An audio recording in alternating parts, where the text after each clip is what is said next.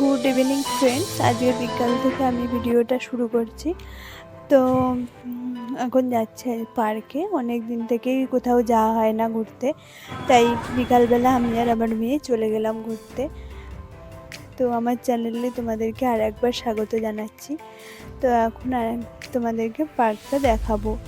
এখানে কিন্তু ছোট থেকে বড় সবাই আসে, এসে এখানে সবাই খেলাধুলো করে, হাঁটাচলা করে। তো আমরাও আগে আসতাম এই পার্কে, এখন আর আসা হয় না।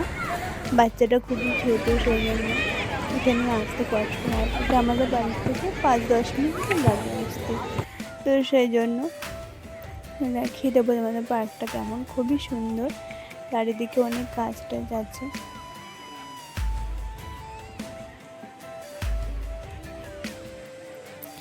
সবাই খেলা করছে আর আমার সোনা বসে বসে সেটা দেখছে।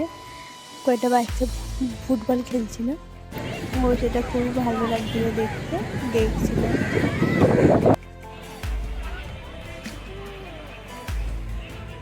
পার্কটা খুবই সুন্দর। সবাই সকাল বিকেল সবাই আসে এখানে, খেলা করে, ব্যায়াম করে। সবাই এক একজন এক রকম হাঁটা চলা করে, সবাই আসে, ছোট বড় সবাই। তো আমরা একটু ঘুরে নিলাম, তারপর সন্ধ্যা হয়ে গেছিলো বলে বাড়িতে চলে যাচ্ছি আমি আর সোনা। যেতে যেতে এই যে পাহাড় দেখা যাচ্ছে, পেছনে পাহাড়, আমরা বাড়ির দিকে চলে যাচ্ছি।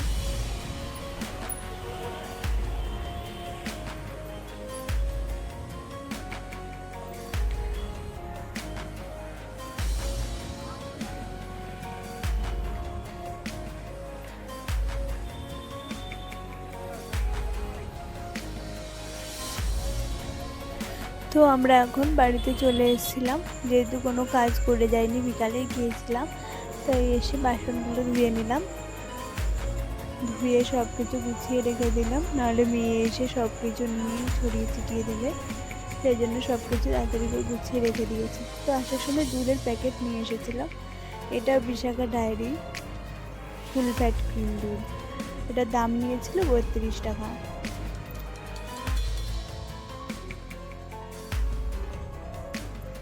অনেকটাই দুধ ছিল, তাই কিছুটা রেখে দিলাম আর কিছুটা খাবো।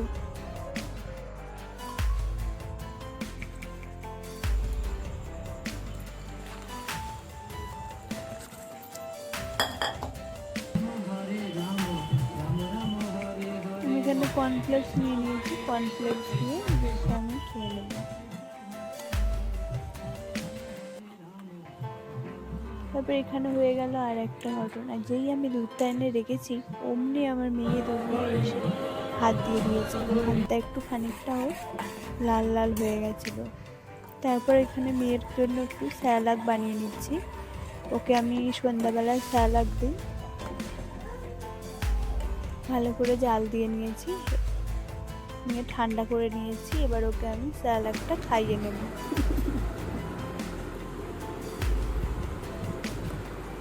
তারপর আবার রাতের খাবার বানাতে হবে। তো এখানে আমি আটা মাখছি, আর এই যে দুষ্টু করছে, সব কিছু নিয়ে ছড়িয়ে ছিটিয়ে দিচ্ছে।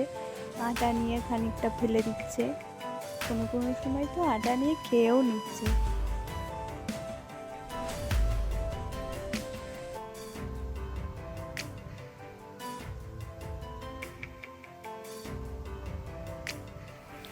আমি যতবার ওকে সরে যেতে বলছি ততবার এসে সেই আমার আটা নিয়ে ওর কাজ। আটা নিয়ে হাত দিয়ে কখনো ফেলে দিচ্ছে, কখনো। আমি যখন কাজ করি আমার সোনা ঠিক এইভাবেই আমাকে ডিস্টার্ব করে। কখনো আটা ধরে টানবে, তো কখনো জল ফেলে দেবে, কখনো বাসন ফেলে দেবে, সবসময় এমনই করতে থাকে। আমি আটা মাখছি, কখনো আটা নিয়ে টেনে নিয়ে চলে যাচ্ছে, কখনো থালা ধরে টানছে, এমনই করতে থাকে। এবার আমি একটা রাতের খাবার বানাবো। আমার আলুর ডাল আমি 1 বাটি মতো নিয়েছি, আগে রাত্রে ভেজানো হয়নি, তো সেই জন্য আমি প্রেশার কুকারেই একটু দিয়ে দেবো, বেশি সিটি দিতে হবে। তো আমি 1 বাটি নিয়ে নিয়েছি, নিয়ে ওটাকে ধুয়ে প্রেশার কুকারের মধ্যে দিয়ে দিলাম সেদ্ধ হওয়ার জন্য। প্রায় 10টা মতন সিটি হয়েছে, তারপরে আমার ভালোভাবে সেদ্ধ হয়ে গিয়েছিল। তো এর মধ্যে আমি একটু নুন আর একটু সামান্য হলুদ দিয়ে দিলাম।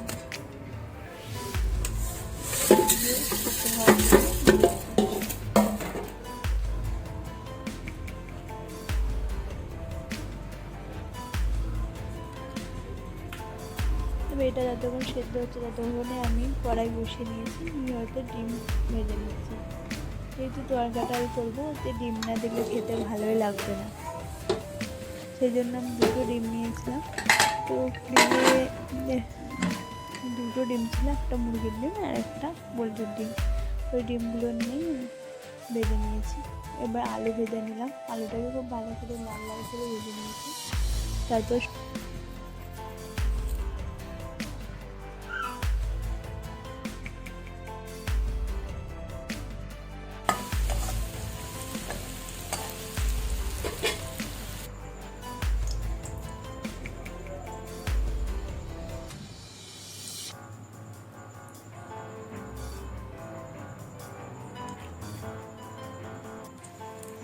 প্রথমে শুকনো লঙ্কা ফোড়ন দিয়ে দেবো। শুকনো লঙ্কা, তেজপাতা, গোটা গরম মশলা, গোটা জিরে সব কিছু ফোড়ন দিয়ে দিয়েছি।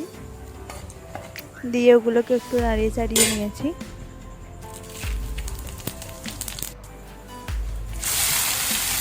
তারপর পেঁয়াজ কুচি দিয়ে দেবো, আদা রসুন সব কিছু দিয়ে দেবো, দিয়ে ভালো করে নাড়িয়ে নেবো।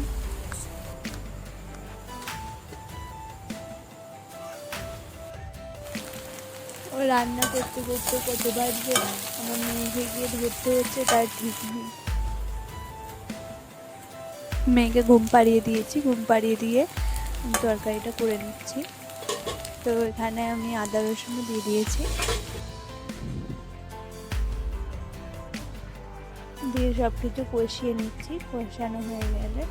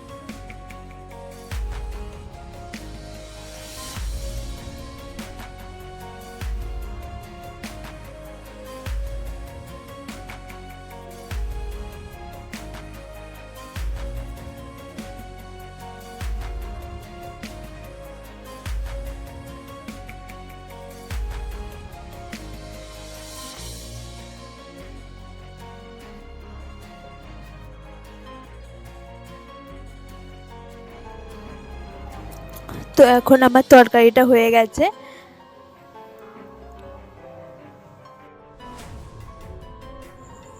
এবার আমি পরোটাগুলো করে নেব। তো বেলে নিয়েছি, নিয়ে করে নেব। পরোটা আমি ঘি দিয়ে ভেজে নেব।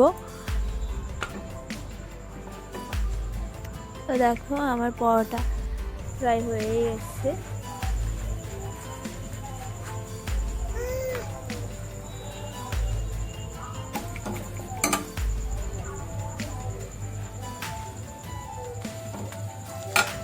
আমার পরোটা সবই ভাজা হয়ে গেছে, এখানে আমার সব পরোটা হয়ে গেছে। তো দেখো আমাদের রাতের ডিনার।